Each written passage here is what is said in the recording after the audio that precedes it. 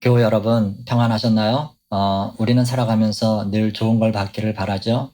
그 좋은 것도 굿 정도가 아니라 베스트를 받기를 원합니다. 그런데 베스트는 언제 오냐? 굿을 다 버려야 됩니다.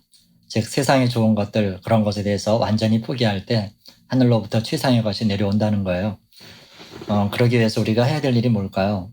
세상에 대해서 힘을 빼야 합니다. 매일 그 작업이 계속되어야 해요. 오늘은 그 얘기를 잠깐 나누려고 합니다. 말씀 읽어드릴게요.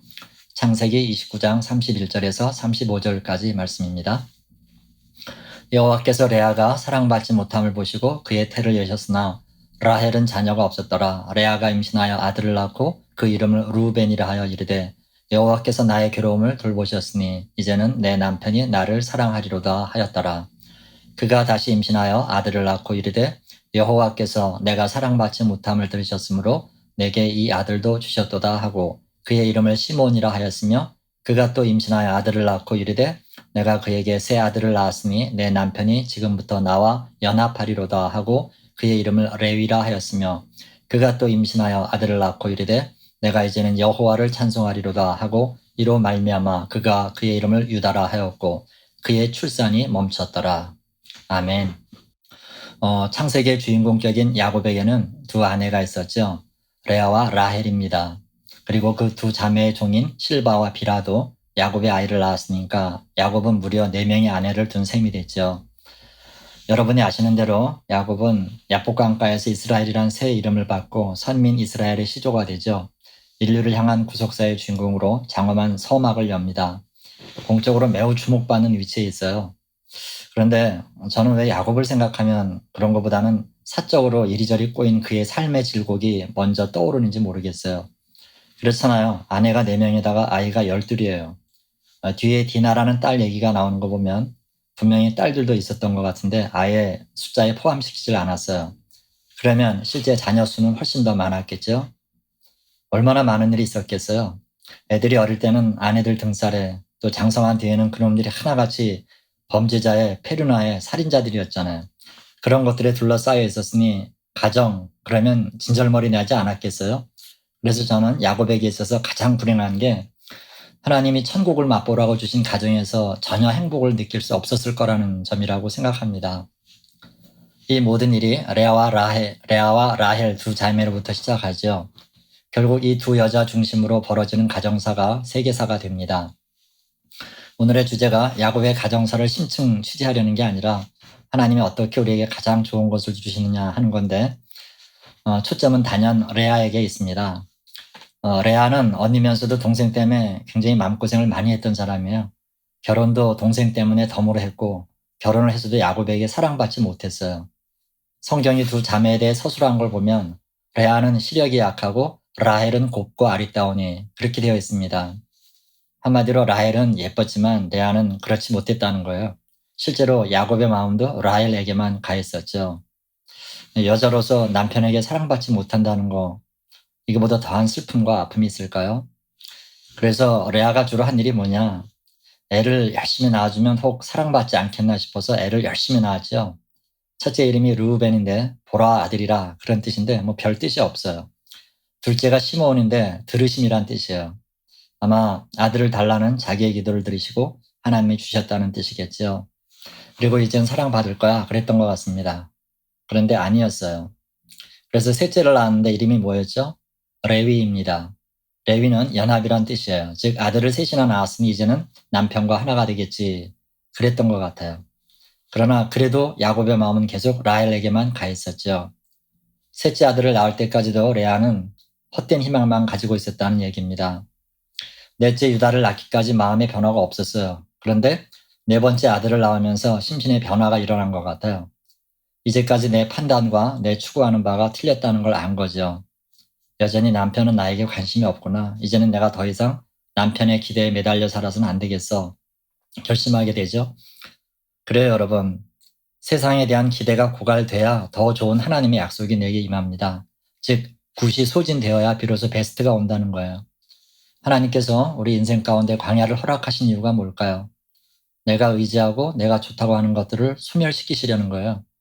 내 것이 다 말라버렸을 때 비로소 하나님의 은혜가 임하게 됩니다. 아마도 넷째를 낳을 때까지 레아의 마음이 그랬던 것 같아요. 그리고 넷째를 낳았어요. 이름을 뭐라 그러죠? 유다라 그럽니다. 유다는 여호와를 찬송하리로다 라는 뜻이에요. 이건 확실히 심경의 변화입니다. 레아가 여태 목맨 게 뭐였죠? 그저 남편에게 인정받고 남편에게 사랑받으면서 동생을 눌러보려는 거였어요. 뿌리 깊은 열등감을 어떻게든 우월감으로 바꿔보려고 그렇게 이상 야릇한 삶을 살았던 거죠. 이 레아가 어떤 경로로 심경의 변화가 있었는지는 모르겠지만 넷째 이름을 지은 걸로 봐서는 레아에게 하늘의 은혜가 부어졌다는 걸 알 수 있습니다. 그렇죠? 주님은 정말 나의 작은 신음에도 응답하시기 때문에 레아를 살피셨던 거예요.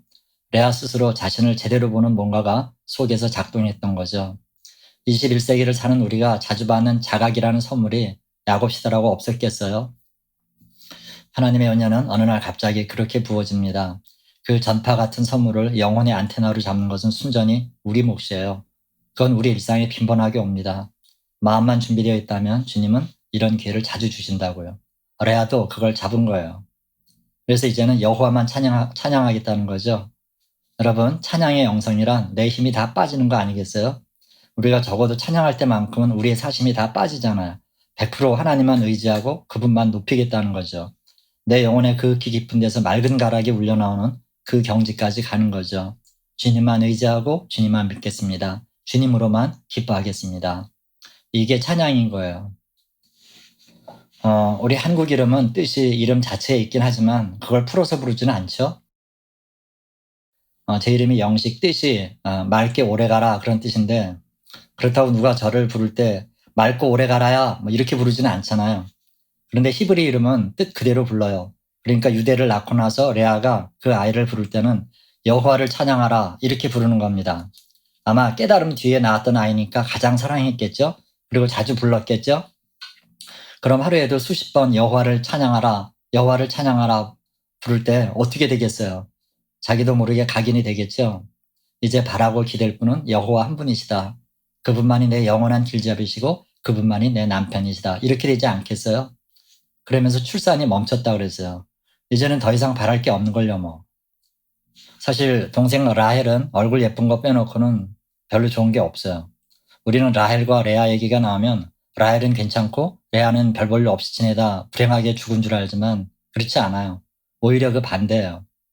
레아 얘기는 얼마 나오지 않지만 정말 은혜 가운데 산 사람입니다. 그 사람이 레아예요.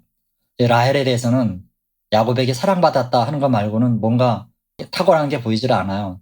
굉장히 사납고 경쟁적이었어요. 그래서 여성들이 얼굴 예쁜 거 바랄 거 없습니다. 라헬로 말하자면 그 얼굴 예쁜 게 오히려 독이 됐어요. 왜냐하면 평생 세상에 좋은 것만 바라고 살다가 하나님이 주시는 최상의 것, 베스트는 누려보지 못하고 죽었기 때문이에요. 우리가 바라야 될 게 뭐죠?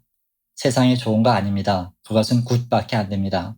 그러나 하늘에서 내려오는 것은 베스트입니다. 오늘 우리 레아에게 배웁시다. 첫째, 둘째, 셋째 나올 때까지만 해도 여전히 힘을 빼지 못했지만요.